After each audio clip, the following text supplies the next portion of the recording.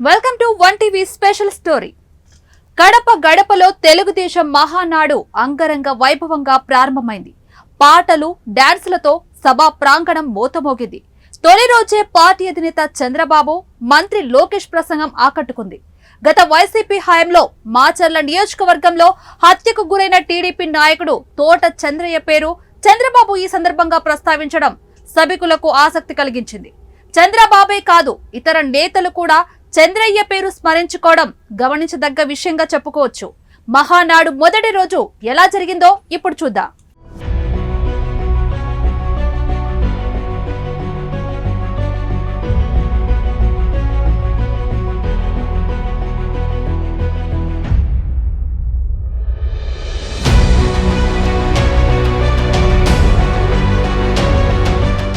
కడపలో మహానాడు అట్టహాసంగా ప్రారంభమైంది.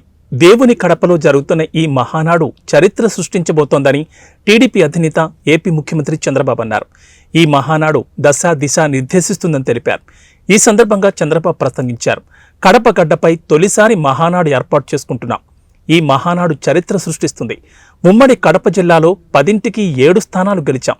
ఈసారి ఇంకొంచెం కష్టపడి 10కి 10 గెలవాలి. 2024 ఎన్నికల్లో పార్టీ సాధించిన విజయం అసామాన్యం. 93% స్ట్రైక్ రేట్ సాధించి అద్భుత విజయం సాధించాం. పార్టీ ఇంతటి విజయాన్ని సాధించిందంటే పసుపు సైనికులే కారణం. జనసేన, భాజపాతో పొత్తు పెట్టుకున్నాం. ఏమీ ఆశించకుండా పార్టీ జెండా మోస్తున్న కార్యకర్తల వల్లే ఈ విజయం సాధ్యమైందని చంద్రబాబు తెలిపారు.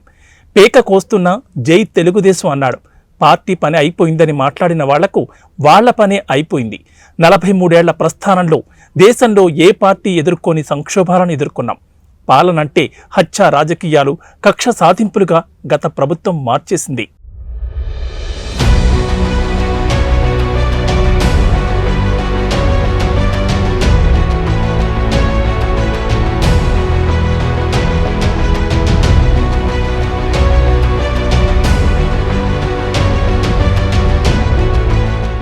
వైకాపా విధ్వంస పాలనతో రాష్ట్రాన్ని సర్వనాశనం చేసింది.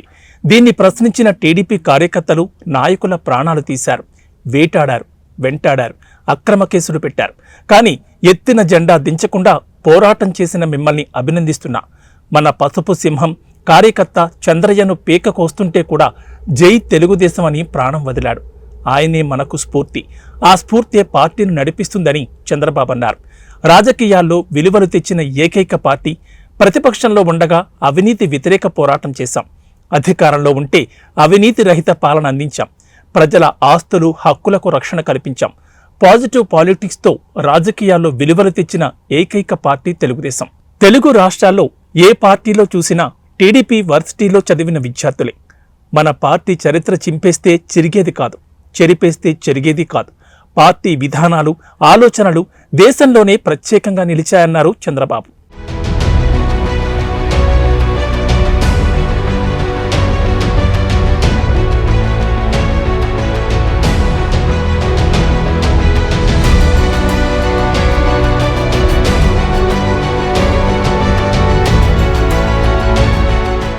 కూటమిగా 3 పార్టీలు కలిసి నడవాలి, కలిసి గెలవాలి. సంక్షేమం, సంస్కరణలు, అభివృద్ధి, ప్రతిదానికి టీడీపీనే ట్రెండ్ సెట్టర్. నిరుద్యోగులను ఐటీ ఉద్యోగులుగా మార్చి సత్తా చాటాం. బడుగు బలహీన వర్గాలకు అధికారం చూపిన తొలి పార్టీ తెలుగుదేశం. అడిగే పరిస్థితి నుంచి శాసించే స్థాయికి బీసీలను టీడీపీ తెచ్చింది. టీడీపీ అంటే ఒక బ్రాండ్. నీతి నిజాయితీతో రాజకీయాలు చేస్తాం. ఏడాదిలో 3 విడతలుగా అన్నదాత సుఖీభవ ఇస్తాం. కేంద్రం ఇచ్చే 6,000తో కలుపుకొని 3 విడతల్లో 20,000 ఇస్తాం. ఈ ఏడాది కేంద్రం తొలి విడత ఎప్పుడిస్తే అప్పుడు రాష్ట్ర వాటా ఇస్తాం. ఆగస్టు 15 నుంచి ఆర్టీసీ బస్సుల్లో మహిళలకు ఉచిత ప్రయాణం కల్పిస్తున్నాం. రాష్ట్రంలో 5 రతన్ టాటా ఇన్నోవేషన్ హబ్లు ప్రారంభిస్తున్నామని చంద్రబాబు తెలిపారు. టీడీపీ మహాపండగ మహానాడుకు భారీగా టీడీపీ కార్యకర్తలు, నేతలు, ప్రతినిధులు తరలివచ్చారు. ఉదయం 10 గంటల వరకు ప్రతినిధుల నమోదు కార్యక్రమం జరిగింది. ఆ తర్వాత ఫోటో ప్రదర్శన, రక్తదాన శిబిరం నిర్వహించారు. 10 గంటల 45 నిమిషాలకు ప్రతినిధులు సభ, పార్టీ జెండా ఆవిష్కరించి జ్యోతి ప్రజ్వలనతో ప్రారంభించారు. 11 గంటల 50 నిమిషాలకు టీడీపీ జాతీయ అధ్యక్షుడు చంద్రబాబు ప్రసంగించారు. మహానాడు నిర్వహణకు కడప శివారు చెర్లోపల్లిలో భారీ ఏర్పాట్లు చేశారు. మొదటి 2 రోజుల ప్రతినిధుల సభ, చివరి రోజు బహిరంగ సభ నిర్వహణకు 140 ఎకరాల్లో ఏర్పాట్లు చేశారు. వాహనాల పార్కింగ్కు 450 ఎకరాలు కేటాయించారు. వేదికపై దాదాపు 450 మంది ఆసీనులయ్యారు. టీడీపీ జాతీయ అధినేత చంద్రబాబు, పార్టీ జాతీయ ప్రధాన కార్యదర్శి నారా లోకేష్, టీడీపీ అగ్రనేతలు, కార్యకర్తలతో మహానాడు ప్రాంగణం వెలిగిపోతుంది. ఈ కార్యక్రమంలో నా తెలుగు కుటుంబం లోగో ఆవిష్కరించారు. నా తెలుగు కుటుంబం 6 శాసనాలతో కూడిన కార్యాచరణ.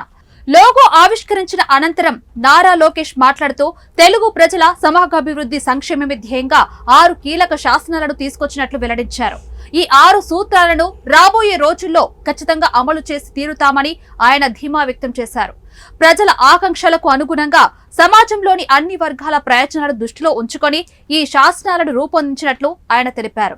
ఈ 6 శాసనాలను ఒక పవిత్రమైన బాధ్యతగా స్వీకరించి వాటిని అక్షరాల అమలు చేసి ప్రజల జీవితాల్లో సానుకూల మార్పు తీసుకువస్తామని లోకేష్ ఈ సందర్భంగా పునరుద్ఘాటించారు. మరో రాబోయే 2 రోజుల్లో కూడా ఎలా ఉండబోతుందో వేచి చూడాలి. ఇది ఇవాల్టి special story. Stay tuned 1 TV.